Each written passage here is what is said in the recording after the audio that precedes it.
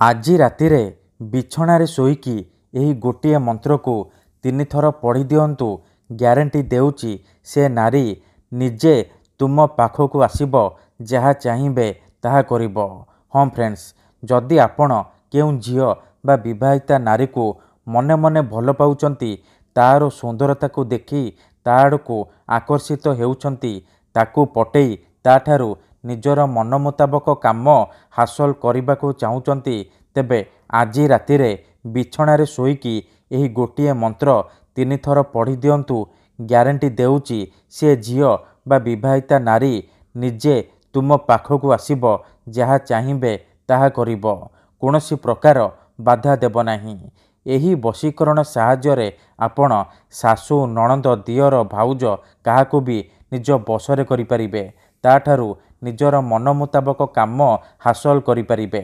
ଏହି ବଶୀକରଣ କରିବା ପାଇଁ ଆପଣଙ୍କୁ କୌଣସି ପ୍ରକାର ପଇସା ଖର୍ଚ୍ଚ କରିବାକୁ ପଡ଼ିବନି କିମ୍ବା କିଛି ବି କଷ୍ଟ କାମ କରିବାକୁ ପଡ଼ିବନି।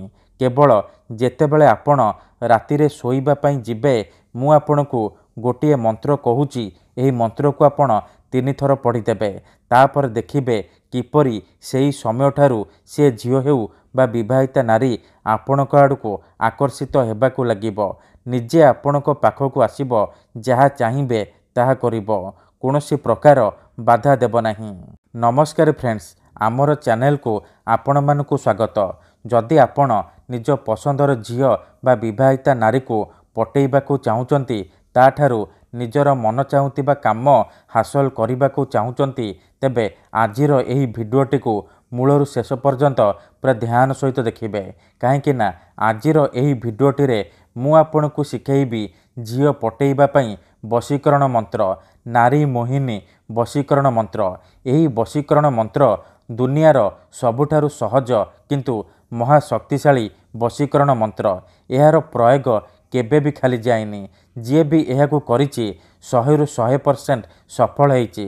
ତେଣୁ ଯଦି ଆପଣ ସୁନ୍ଦରୀ ଝିଅ ବା ସୁନ୍ଦରୀ ପଡ଼ିଶା ଘର ଭାଉଜଠାରୁ ନିଜର ମନ ମୁତାବକ କାମ ହାସଲ କରିବାକୁ ଚାହୁଁଛନ୍ତି, ତେବେ ମୋ କଥା ମାନି ଆଜି ରାତିରେ ବିଛଣାରେ ଶୋଇକି ଏହି ଗୋଟିଏ ମନ୍ତ୍ରକୁ ମାତ୍ର 3 ଥର ପଢ଼ି ଦିଅନ୍ତୁ।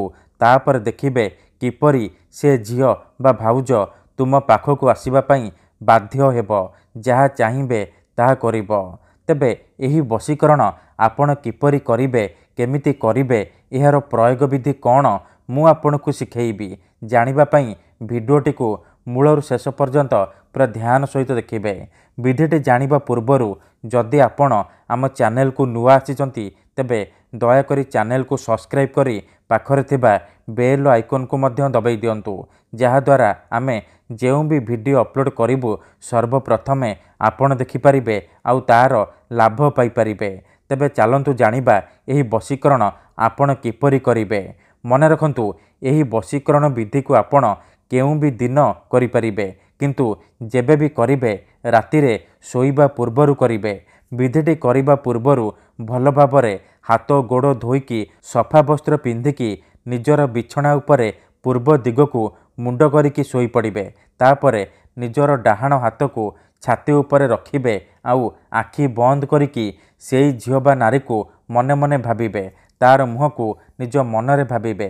ତାପରେ ଏହି ମନ୍ତ୍ରକୁ 3 ଥର ପଢ଼ିବେ। ଓମ୍ ନମଃ କାମାକ୍ଷା ଦେବୀ ଆମୁକଂ ମେ ବଶ୍ୟମ୍ କୁରୁ କୁରୁ ଫଟ୍ ସ୍ୱାହା। ଆମୁକଂ ଜାଗାରେ ଆପଣ ସେଇ ଝିଅ ବା ମହିଳାର ନାମ କହିବେ, ଯାହାକୁ ଆପଣ ନିଜ ବଶରେ କରିବାକୁ ଚାହୁଁଛନ୍ତି। ମନ୍ତ୍ରକୁ 3 ଥର ପଢ଼ି ସାରିବା ପରେ ଛାତି ଉପରୁ ହାତକୁ କାଢ଼ିବେ ଆଉ ଛାତିରେ ଗୋଟିଏ ଥର ଫୁଙ୍କିଦେବେ। ଏହିପରି ଆପଣ ଲଗାତାର 3 ଦିନ ପର୍ଯ୍ୟନ୍ତ ରାତିରେ ଶୋଇବା ପୂର୍ବରୁ କରିବେ। ମନେ ରଖନ୍ତୁ, ପ୍ରଥମ ଦିନରୁ ହିଁ ପ୍ରଭାବ ପଡ଼ିବା ଆରମ୍ଭ ହୋଇଯିବ। ସେ ଝିଅ ବା ନାରୀ ଆପଣଙ୍କୁ ଦେଖିବା ମାତ୍ରେ ଆପଣଙ୍କ ସହିତ କଥା ହେବ, ଆପଣଙ୍କ ପାଖକୁ ଆସିବା ପାଇଁ ଛଟପଟ ହେବ। କିନ୍ତୁ ମନେ ରଖନ୍ତୁ, ଏହି ବିଧିକୁ ଆପଣ ଅଧାରୁ ଛାଡ଼ିବେନି। ଲଗାତାର 3 ଦିନ ପର୍ଯ୍ୟନ୍ତ ରାତିରେ ଶୋଇବା ପୂର୍ବରୁ ଏହିପରି କରିବେ। ଧନ୍ୟବାଦ।